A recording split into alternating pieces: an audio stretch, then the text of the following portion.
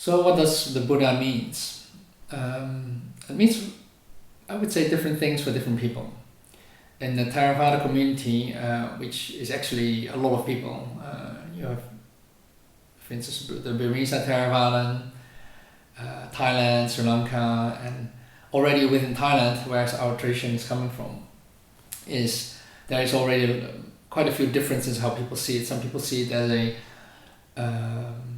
like a god that gives you happiness if you pray to it, and this Buddha is sitting somewhere in a Buddha heaven, watching over us. For some people, it's a supreme existence, it's a very special being, born in a special way, everything very special, and he had left us all these good things, and we have to nurture it, take care of it. So you have the Buddha, Dhamma, and Sangha, Buddha images like these, the Dhamma, the teachings and books, and the Sangha, like monks like us. You have to, take good care of them for your own happiness. That's one of the ways to see it. The Buddha is also means the awakened one. That's how we could translate it. The Buddha as a Pali language, you would translate it as the awakened one, or the knower, or the one who knows. Yeah, that's already going a bit off. But in our forest tradition in Thailand, we have groups of let's say Buddhists, and one of them is a forest tradition, the forest monasteries. And those are more focused on meditation, practicing meditation. And in meditation, in this world, let's say, the Buddha is often used as a helpful, let's say, tool or for ourselves to remind ourselves what the Buddha can be, like the awakened one, the knower.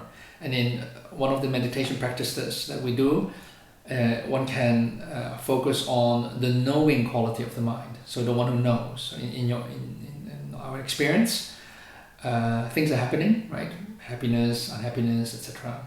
But whatever happens, it's always the quality of the knowing mind is there. So whenever something happens, somehow you know. Like we can ask obviously, how come you know? You just know, right? But with meditation, if you want to look at it more closely to the mind, and if you can focus on that particular quality of knowing, the one who knows, the Buddha, it makes it somehow more easier to understand the Dhamma, like all the Dhammas that are arising, happiness, sadness, goodness, badness, or bad stuff, worries, elations, excitement, boredom. It's a very good, let's say, technique to use it. Use the Buddha as the knower. Another technique is the Bhikkhu, also often taught, which is the one who knows. Yeah? But they link it with the breath. So you have the breath that goes breathing in and out. And breathing meditation is not particular to Buddhists, but it's quite helpful to practice concentration, samatha practice. So they teach also by inhalation you say Bud, and then exhalation Buddho. So you internally recite that, and that's really a trick to keep your mind that go all over the place on a repetitive word, and connect it with something that happens in real time with the body, because you cannot sort of experience a breath that was a minute ago. You always have to experience it now. So somehow it sort of makes your mind, it is the breath, let's say the body, come more to the present and stay with there. And for some people it's very helpful. Then it becomes your mind becomes more concentrated, calmer, peaceful. So that's one way to understand the Buddha. So I would say for many people it's different things. Whereas I think with some part of Mahayana, because you cannot really generalize or stereotype, but I think when you want to study it, it's a bit easier. Yes, of course you have to do that. But the Mahayana has a slightly different cosmology of how the Buddha sits within that. You know, you have bodhisattvas and arahants. Whereas I think in the Theravada, it's I would say that the Buddha was a person that was born in this sort of noble family, was well off, let's say, in those times,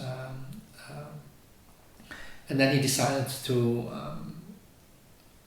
leave let's say the life of a rich lifestyle, and decide to find the end of suffering, you know. And he found the end of suffering, and that's why he became the Buddha. The Buddha is the one who knows, the one who is fully enlightened. But then also the person itself, when he was teaching, he was also teaching was suttas about him, that he doesn't regard himself as a physical Buddha, as the physical, but the qualities of the Buddha. It was even in the sutta explained that you cannot point at him, even though he will be sitting in front of you and will be teaching.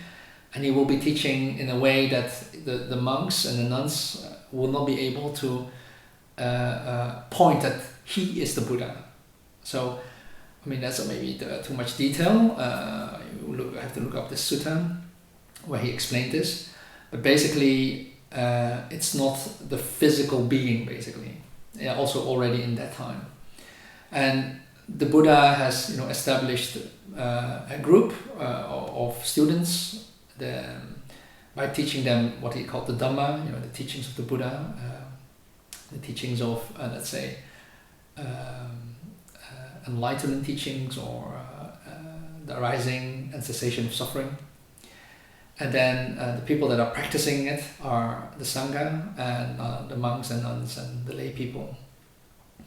So in that way you can also see the Buddha as a historical figure. And now you can see it as me as a monk. I see him more like my teacher's teacher, like my teacher's teacher's teacher, let's say, or the founder of this teaching.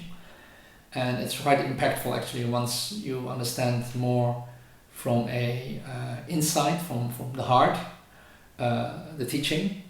Then when you read the things that are supposed to be coming directly from the word of the Buddha, and you read certain suttas and you can relate to it, you feel like, wow, this is quite impressive actually. So someone from 2,500 years ago have actually taught this, and there were people that understood this. And now I feel also that I understand maybe parts of it, and parts not like this, but more from a heart perspective, and that's quite impressive actually. And that's quite a giving faith, right? Faith will arise for that such a person did exist